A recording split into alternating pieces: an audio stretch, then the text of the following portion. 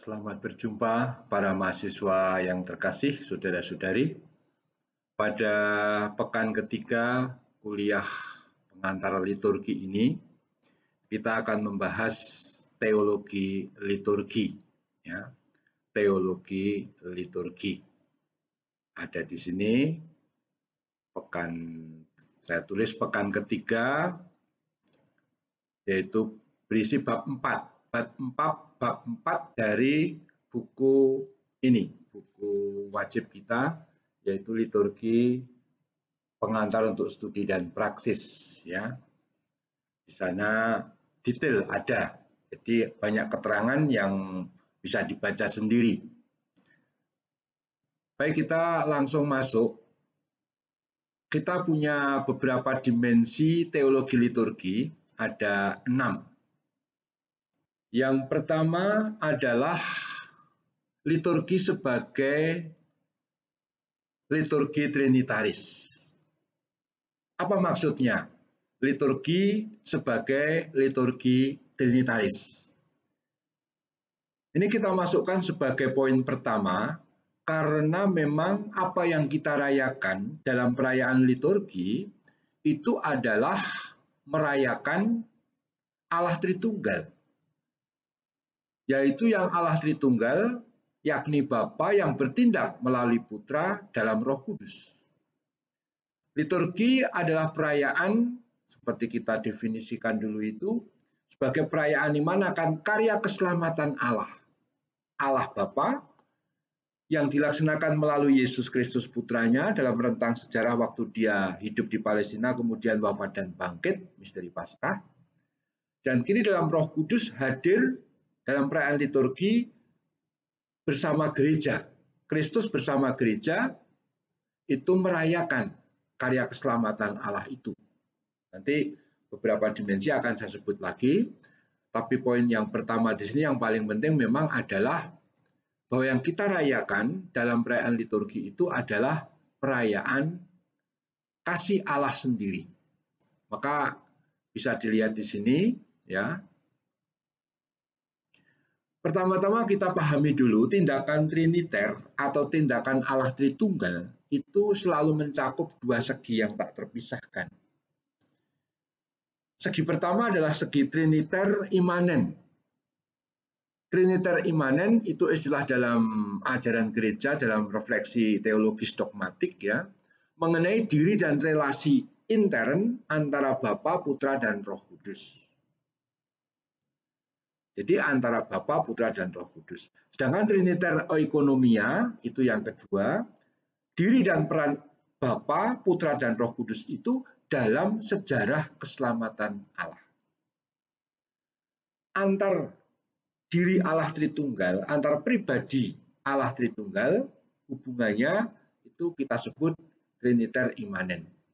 Tapi Allah Bapa, Putra, Roh Kudus itu menyatakan dirinya, mewahyukan dirinya dalam sejarah keselamatan, ya. Dan itu adalah keselamatan bagi kita. Nah, tindakan Allah dalam sejarah keselamatan itu, Allah Bapa, Putra, Roh Kudus itu disebut tindakan triniter oikonomia. Lalu gambarnya demikian. Ini perlu diperhatikan.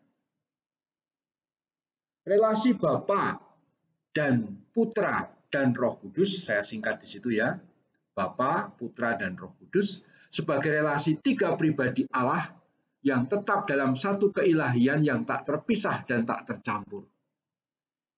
Jadi misteri dari Allah Tritunggal itu adalah bahwa pribadi Allah Bapa, Allah Putra, dan Allah Roh Kudus, ya, tiga pribadi itu istilahnya dalam satu kesatuan yang utuh sempurna, tapi sekaligus tak tercampur dan tak terpisah. Tak terpisah menunjukkan satu, tapi sekaligus tak tercampur. Artinya pribadi Bapa berbeda dengan Putra, berbeda dengan Roh Kudus. Begitu pula Putra berbeda dengan Bapa, dengan Roh Kudus. Roh Kudus beda dengan Bapa dan Putra. Dalam istilah yang biasa digunakan dalam teologi dogmatik, itu Allah Tritunggal itu tiga pribadi dalam relasi yang tak tercampur sekaligus tak terpisah. Kalau kalian paham enggak? Kalau tak terpisah, satu, tak tercampur, tidak satu. Bingung toh?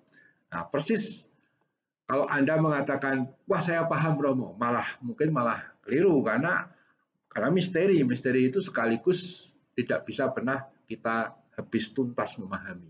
Tapi nampak di situ bahwa Allah Bapa Putra Roh Kudus itu tak terpisah, tak tercampur. Nah, inti relasi Allah Bapa Putra dan Roh Kudus itu adalah kasih. Karena Allah adalah kasih, maka acara Bapa Putra Roh Kudus cuma saling mengasihi, isinya cuma kasih. Maka isi kasih sendiri adalah penyerahan diri. Maka ketiga pribadi itu saling menyerahkan diri satu sama lain, saling memberikan diri. Jadi kalau kasih itu selalu bermakna pada penyerahan diri. Bahkan dalam arti manusiawi yang kita alami sehari-hari, kalau Anda mengatakan mengasihi seseorang, mengasihi keluarga, mengasihi siapa gitu, Anda menyerahkan diri. Kalau belum menyerahkan diri itu belum kasih. Kasih yang hanya untuk ambil keuntungan ini, udes ini, pamrih itu belum kasih. Nah, diri Allah Tritunggal imanen yang saling mengasihi itu diwahyukan, dinyatakan, dihadirkan dalam sejarah keselamatan Allah bagi umat manusia dalam rangka sejarah dunia. Jadi di situ sebenarnya diungkapkan gambar biru atau warna biru itu Allah imanen ya, tapi mewahyukan dirinya dalam sejarah keselamatan Allah bagi umat manusia dalam rangka sejarah dunia. Ini Allah Tritunggal atau Triniter yang ekonomia. Ini maka perayaan liturgi kita sekarang di dunia ini sebenarnya selalu berpartisipasi dalam liturgi Triniter yang isinya komunitas kasih Allah Bapa, Putra, dan Roh Kudus yang menyelamatkan kita. Jadi kalau merayakan liturgi kita itu sehari-hari dalam misa, dalam ibadat harian, kita itu menghadirkan kasih Allah Bapa, Putra, Roh Kudus yang saling menyerahkan diri, yang telah dinyatakan dalam sejarah keselamatan berpuncak pada misteri Paskah. Nah, itu yang kita rayakan. Kita selalu bersentuhan dengan Allah Tritunggal. Ini poin yang pertama, ya. Sekarang dimensi yang kedua. Dimensi yang kedua adalah liturgi sebagai perayaan misteri Paskah. Pada buku bisa dibaca dengan lebih rinci, ya. Liturgi sebagai perayaan misteri Paskah itu untuk menunjukkan bahwa pusat seluruh karya keselamatan Allah di dunia ini terjadi pada peristiwa Yesus Kristus yang berpuncak pada misteri Paskah, yaitu wafat dan kebangkitan Kristus. Setiap perayaan liturgi, ditulis pada nomor B di situ, selalu merupakan perayaan misteri Paskah. Ini penting sekali, bahkan bukan hanya untuk romo-romo yang memimpin misa, tapi untuk semua umat. Menyadari bahwa perayaan liturgi, apalagi perayaan Ekaristi, itu pertama-tama merayakan misteri Paskah. Yang dirayakan itu selalu karya keselamatan Allah Bapa yang dilaksanakan oleh Yesus Kristus berpuncak pada misteri Paskah. Wafat dan kebangkitan itu menjadi pokok, puncak.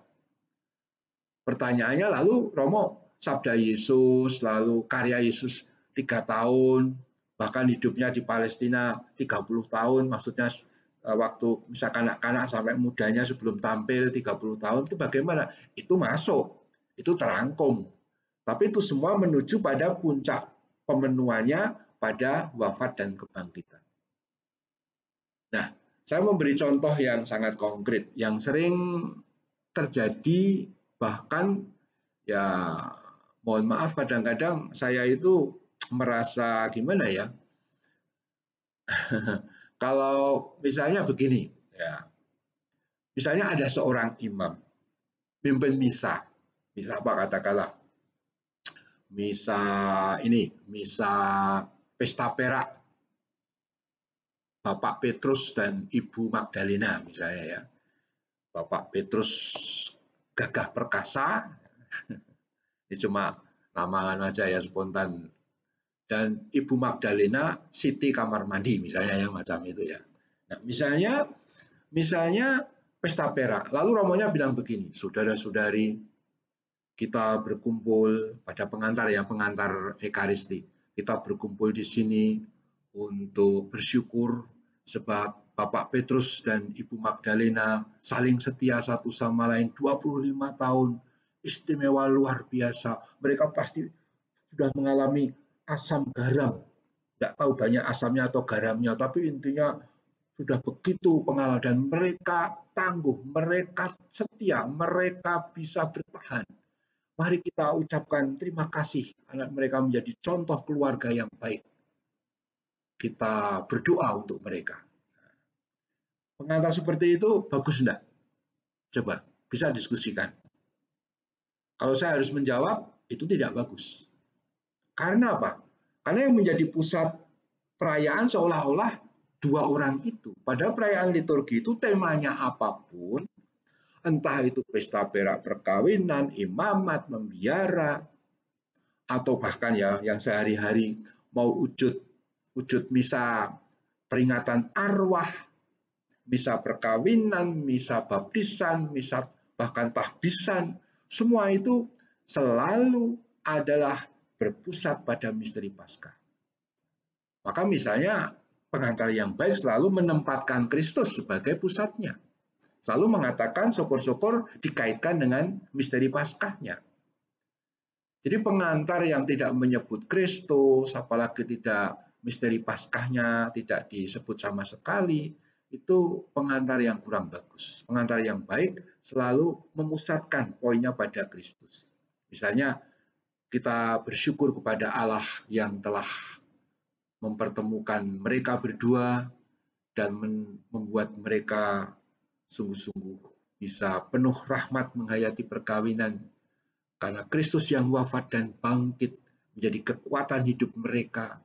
Karena Kristus yang wafat dan bangkit telah memberikan kesetiaan kepada mereka. Akhirnya kita adalah merayakan kesetiaan Allah, kesetiaan Allah melalui Kristus dalam Roh Kudus yang dicurahkan pada keluarga ini. Wah, kalau pengantar seperti itu kristologis banget itu nilainya 10 itu ya. Ya. Nah, lama dalam teologi liturgi hal ini dilupakan. Lama dalam liturgi, dalam refleksi liturgi maksudnya berabad-abad sampai sebelum abad 20 pertengahan masih, itu perayaan liturgi fokusnya lebih pada pengudusan, lebih pada penebusan, tapi tidak menyebut secara pusat misteri Paskah. Baru dengan teologi misteri dari Odo Kassel dan kawan-kawan, misteri Paskah kembali menjadi pusat refleksi dan perayaan liturgi. Dan itu ditulis jelas misalnya dalam Sacrosanctum Concilium artikel 6. Artikel 5 sudah mulai, tapi artikel 6 disebut tentang misteri Paskah. Itu jasa teologi misteri pada pertengahan pertama abad ke-20. Ya. Bahan yang lain bisa dibaca sendiri, ada sejarah, saya memberi pengantar agak panjang di dalam buku, bisa dibaca sendiri. Lalu yang ketiga, itu dimensi dari liturgi sebagai karya Roh Kudus. Coba perhatikan, nomor 1 tadi Allah Tritunggal dengan berpusat pada Bapa sebagai sumber, ya. Yang kedua itu misteri Paskah pada kristologis, ciri kristosentris. Yang ketiga ini pneumatologis, liturgi sebagai karya Roh Kudus. Lama dalam teologi Barat, peran Roh Kudus itu kurang nampak atau tidak terlalu dibicarakan. Istilah yang lazim kalau dalam perayaan liturgi yang berciri karya Roh Kudus tampak pada doa-doa yang menyerukan kedatangan Roh Kudus, yaitu dalam istilah terminus technicusnya adalah epiklese. Epiklese adalah seruan permohonan pencurahan Roh Kudus, ya. Di dalam Konstitusi Liturgi artikel 6 juga disebut. Tapi dalam perayaan Ekaristi misalnya, ya, perayaan Ekaristi misalnya, itu epiklese jelas sekali seruan tentang Roh Kudus. Itu pas apa? Konsekrasi, pas apa? Epiklese konsekratoris ketika imam mendoakan, ya Bapa yang kudus, gimana itu kok? Saya lupa itu. Curahkanlah Roh Kudus-Mu agar menguduskan persembahan roti dan anggur ini menjadi tubuh dan darah putramu, Tuhan kami Yesus Kristus. Kurang lebih semacam itu. Rumusnya bisa sedikit beda, tapi intinya mohon Roh Kudus dicurahkan agar Roh Kudus sendiri yang mengubah roti dan anggur menjadi tubuh dan darah. Nanti diucapkan lagi waktu epiklese komuni sesudah konsekrasi, itu elevasi roti anggur pas doa syukur agung, ya, itu nanti juga menyebut permohonan Roh Kudus agar dicurahkan kepada umat, agar umat yang menerima tubuh dan darah dipersatukan sebagai satu tubuh, satu komunio, satu gereja. Nah, ini Roh Kudus selalu dimohon. Juga dalam doa-doa, dalam sakramen-sakramen yang lain, Roh Kudus selalu disebut. Karena ini menjamin bahwa liturgi itu pertama-tama tindakan Allah, bukan tindakan Romo. Kalau nanti dalam kuliah teologi sakramen akan dijelaskan mengapa pentingnya liturgi perayaan sakramen itu tindakan Allah. Sebabnya begini, sebabnya ada kemungkinan kita itu sering ragu, ya, kadang bukan kita, ada orang yang ragu itu romonya itu nggak pantas itu memimpin misa. Romonya itu baru bangun pagi, baru bangun tidur, itu belum mandi, sudah memimpin misa. Lalu sah tidak, misalnya sah tidak. Kalau dia itu misalnya sesuai dengan aturan gereja, dengan TPE, dengan roti anggur, dan dia sungguh-sungguh mengendaki misa, apapun keadaan dirinya, bahkan kalau dia berdosa pun tetap sah. Itu nanti istilahnya dalam teologi sakramen itu namanya ex opere operato. Tapi poin yang penting, yang paling penting adalah bahwa yang mengubah roti anggur itu bukan romonya, tapi adalah Roh Kudus. Itu tindakan Allah. Ini menjamin kepastian sahnya perayaan Ekaristi, perayaan sakramen-sakramen. Nah, peran Roh Kudus sendiri dalam gerak ganda. Kalau dilihat itu dua arah. Pertama, pengudusan manusia oleh Allah, jadi dari atas, pengudusan Allah yang menguduskan manusia, dalam bahasa teologis itu adalah katabatis, ya, katabatis. Sedangkan manusia menanggapi dengan pujian dan memuliakan, itu berarti anabatis. Saya sudah ngajari toh, nanti akan muncul lagi pada struktur liturgi, nanti akan diajari lagi. Katabatis itu prinsipnya gerak menurun, Allah yang menguduskan, menebus, mengampuni, mewahyukan, yang bersabda. Lalu manusia menanggapi dengan memuliakan, ya, mengamini dengan memuliakan, dengan memuji. Ya, ini anabatis. Nah, semua itu terjadi dalam Roh Kudus. Yang keempat, liturgi sebagai tindakan Kristus dan gereja. Ini untuk menekankan bahwa subjek liturgi itu adalah Kristus bersama gereja. Subjek liturgi tidak pernah Kristus sendiri. Kalau Kristus sendiri, apalagi Kristus yang mulia, dia nggak tampak. Sebagai Allah dia nggak tampak. Dan juga tidak hanya gereja. Kalau gereja tok, ini hanya lembaga sosial, nggak ada artinya apa-apa. Tidak ada dampak penyelamatan, karena keselamatan hanya datang dari Allah. Yang benar adalah perayaan liturgi itu sekaligus perayaannya Kristus dan gereja. Ya, perayaan Kristus sekaligus gereja. Kristus selalu bersama gereja, gereja selalu bersama Kristus. Dalam Sacrosanctum Concilium atau Konstitusi Liturgi artikel 7 disebut bahwa liturgi itu pelaksanaan tugas imamat Yesus Kristus yang dilaksanakan oleh tubuh mistik Kristus. Tubuh mistik Kristus itu sekaligus serentak kepala, yaitu Kristus, dan anggota-anggotanya, yaitu gereja. Dua-duanya, Kristus dan gereja, adalah subjek pelaksana liturgi. Dalam doa syukur agung misalnya, ya, dalam doa syukur agung kita bisa melihat contoh-contoh atau suasana, ya, yang ditunjukkan. Misalnya dalam doa syukur agung ketiga, ya, saya bacakan. Ada kata-kata begini dari imam, ya. Kami mohon pandanglah persembahan gerejamu ini dan indahkanlah korban yang telah mendamaikan kami dengan Dikau. Siapa atau korban mana yang mendamaikan kami, yaitu umat atau kita gereja, dan Dikau, yaitu Allah Bapa? Korban Kristus. Berarti Kristus itu juga subjek, karena Dia yang menjadi jalan, kebenaran, dan hidup. Dia menjadi pintu pengantara kita kepada Allah. Maka dikatakan juga dalam doksologi penutup di SA itu, dengan pengantaran Kristus bersama Dia dan dalam Dia. Dengan pengantaraan Kristus bersama Dia dan dalam Dia. Ya, itu menunjukkan, itu secara teologis beda-beda loh ya. Dengan pengantaraan, mengantar. Dengan pengantaraan Kristus kita diantar kepada Bapa, Bapa kepada kita. Semua dalam Roh Kudus. Dengan pengantaraan Kristus,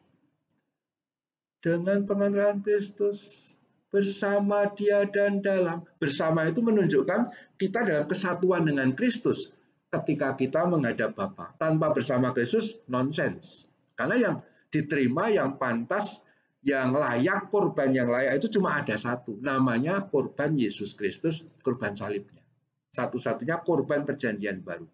Kalau gereja mengadakan pengorbanan juga dalam misa dan sungguh-sungguh mengorbankan hidupnya, gereja itu hanya punya nilai ketika disatukan bersama Kristus. Lalu dengan pengantaran Kristus bersama Dia dan dalam Dia. Dalam Dia itu berarti dalam nama Tuhan. Kita itu hanya dikenal Bapa karena kita dalam Kristus. Kristuslah yang membuat kita punya identitas sebagai anak-anak Allah yang sudah ditebus dan seterusnya. Pokoknya padat makna kata-kata itu dalam doksologi penutup itu. Lalu yang kelima itu liturgi sebagai eklesia, ya. Liturgi sebagai eklesia. Kata eklesia itu bahasa Yunani artinya sidang pertemuan atau rapat. Rapat sidang pertemuan. Tiga pengertian itu kadang-kadang. Nah, kata eklesia Yunani itu digunakan untuk menerjemahkan kata kahal. Kahal dalam bahasa Ibrani juga artinya pertemuan, tapi ada identitasnya, bukan hanya sekedar pertemuan. Pertemuan di, ya katakanlah ya, di terminal, di stasiun, orang bergerombol Car Free Day, kemudian di jalan-jalan itu tidak ada kendaraan lalu Car Free Day, ya. Itu semua kerumunan, itu bukan eklesia, bukan kahal. Kahal itu orang-orang yang datang, yang sengaja datang karena dipanggil oleh Allah untuk menyembahnya, menyembah Allah. Dipanggil sebagai umat. Maka eklesia yang untuk menerjemahkan kata kahal, itu untuk menunjukkan bahwa kita itu umat beriman yang memang dipanggil oleh Allah melalui Kristus untuk menjadi anak-anaknya dalam Roh Kudus. Ya. Jadi itu poinnya yang paling pokok. Nah, liturgi itu mengungkapkan misteri Kristus sekaligus mengungkapkan diri gereja. Itulah sebabnya liturgi itu bukan perayaan pribadi. Liturgi tidak pernah proyek pribadi. Liturgi tidak pernah mau-maunya sendiri romonya. Jadi imam dilarang, ya, imam dilarang merayakan misa semau-maunya, tidak mengikuti apa yang dibuat oleh gereja. Contoh, imam yang ngawur, tapi saya kira ini nggak ada ya. Kalau ada ya pasti akan ditegur oleh uskup ya. Misalnya, imam yang memimpin misa tidak mulai ritus pembuka, tapi langsung komuni, ya itu kan bukan misa lagi namanya. Atau misalnya mau cepat, habis liturgi sabda, selesai, lalu lupa doa syukur agung, langsung Bapa kami, kayak ibadat sabda bukan misa. Artinya lalu ngowawai gitu loh, mengubah gitu ya. Nah, itu namanya tidak mengikuti norma liturgi gereja. Karena liturgi itu perayaan seluruh gereja, bukan perayaan pribadi. Liturgi juga puncak segala kegiatan gereja. Ini sudah sangat dihayati.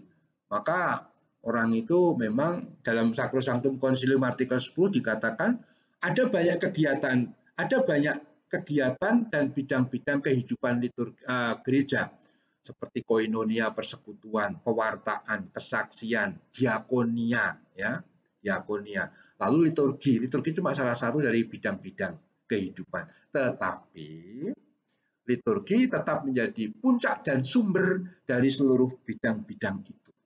Ini yang harus dipahami.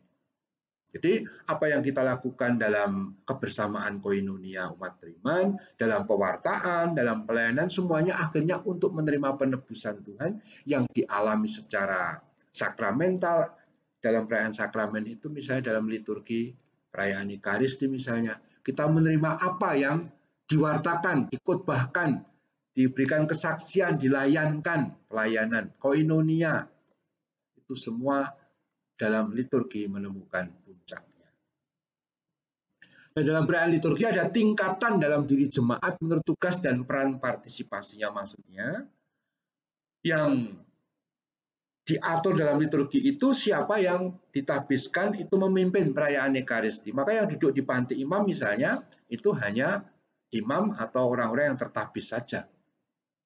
Maka umat awam ada di bangku umat. Mungkin kalau misalnya dia itu seorang pejabat tinggi di negara, tapi sebagai umat awam dia tetap duduknya di bangku umat, tidak kemudian duduk di samping imam di panti altar, di panti imam. Ini menunjukkan susunannya itu lebih pada tugas dan peran partisipasinya dalam perayaan liturgi. Dan terakhir, ciri eskatologi gereja. Ciri eskatologi gereja ada dalam Sacrosanctum Concilium artikel 8. Di sana dikatakan dalam liturgi di dunia ini kita ikut mencicipi liturgi surgawi yang dirayakan di kota suci Yerusalem, tujuan peziarahan kita. Nah, liturgi sebagai perayaan eskatologis itu adalah dimensi eskatologis, dimensi masa depan, dimensi yang berkaitan dengan kepenuhan. Itu bisa pertama menunjuk partisipasi kita dalam perayaan surgawi yang sekarang sudah dirayakan oleh orang-orang kudus di surga, itu kita ambil bagian. Jadi kita harus sadar ya, kalau kita misa kudus misalnya, perayaan liturgi, itu yang hadir tidak hanya umat kita saja yang ada di sekitar altar, atau kalau ikut misa live streaming ya lalu mereka-mereka yang ikut di live streaming, bukan hanya itu. Tapi yang hadir adalah orang-orang kudus di surga yang sudah meninggal, yang di api penyucian, yang mohon doa pun hadir dalam Ekaristi. Kita ambil bagian dalam perayaan itu. Yang kedua, juga bermakna merayakan kemuliaan Bapa, Putra, Roh Kudus, kemuliaan Allah Tritunggal yang sekarang telah dinikmati oleh orang-orang kudus. Itu makna yang kedua dari ciri eskatologis. Yang ketiga, itu adalah makna antisipatif. Antisipatif itu mengantisipasi. Jadi sudah mencicipi, ikut mengalami apa yang nanti secara penuh dialami dalam liturgi surgawi. Dengan demikian, perayaan liturgi itu memiliki 6 dimensi teologis yang sifatnya memang sangat kuat. Entah itu sebagai perayaan yang berdimensi tadi liturgi triniter, ya, lalu misteri Paskah sebagai pusat perayaannya, lalu wafat kebangkitan Tuhan. Yang ketiga itu tentu saja adalah karya Roh Kudus, dan ini bukan tindakan magis lagi. Kita merayakan Ekaristi yang mengubah roti anggur itu adalah Roh Kudus yang mengubah roti dan anggur. Lalu perayaan liturgi sebagai perayaan Kristus dan gereja sebagai subjek liturgi, ya. Kemudian liturgi sebagai eklesia dalam pengertian sebagai perayaan seluruh gereja, tidak boleh menjadi perayaan pribadi. Dan yang ketiga, yang terakhir adalah liturgi sebagai perayaan surgawi atau liturgi dengan cirinya eskatologis. Inilah keenam dimensi teologi. Kalau ada hal yang tidak jelas pada pertemuan video conference atau dengan Zoom meeting, kita bisa diskusi, bisa tanya jawab selanjutnya. Sekian ya, terima kasih, sampai jumpa.